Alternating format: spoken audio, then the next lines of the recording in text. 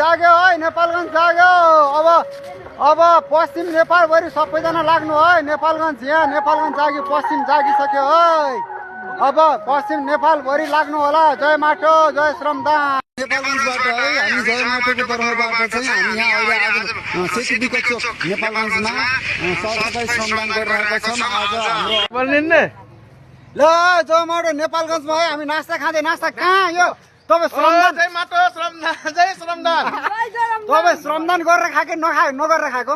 श्रमदान गरेको नि हजुर। श्रमदान आजदेखि अभियान सुरु। हाम्रो विप्लवजी तपाईँ श्रमदान गरेर खाएको नगरेर खाएको? म त श्रमदान गरेर एकदम थाकेर भोक लागेर भेज मान्छु। फेरि कति भोक लाग्छ? अब यता यो दिपकको चाहिँ मलाई विश्वास लाग्दैन है।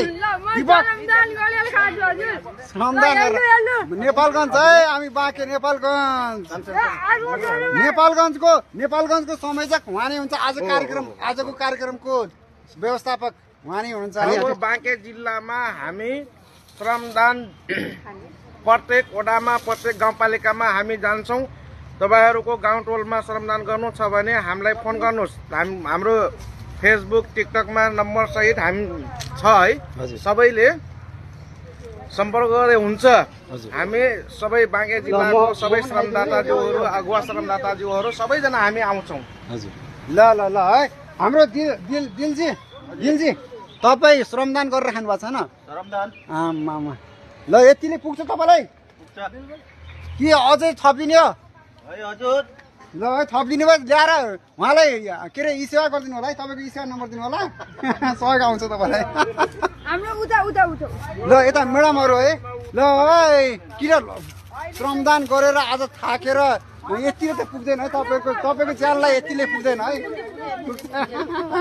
ल यता हाम्रो यतातिर टोली है। चौधरी सर हजुर तपाईँ कुन हो यो कुन मोमो हो? भैँसी हो भैँसी मोमो खाइदिनु भयो। ल है नेपालगञ्जमा है हामी श्रमदान गरेर उहाँले भैँसी मोमो तपाईँले उसले पनि भैँसी खायो है आज होइन? कुखुराको मोमो खायो। मुर्गा मोमो बाहुन पुजारी भैँसी त खाएको छैन। जनै छ किन जनै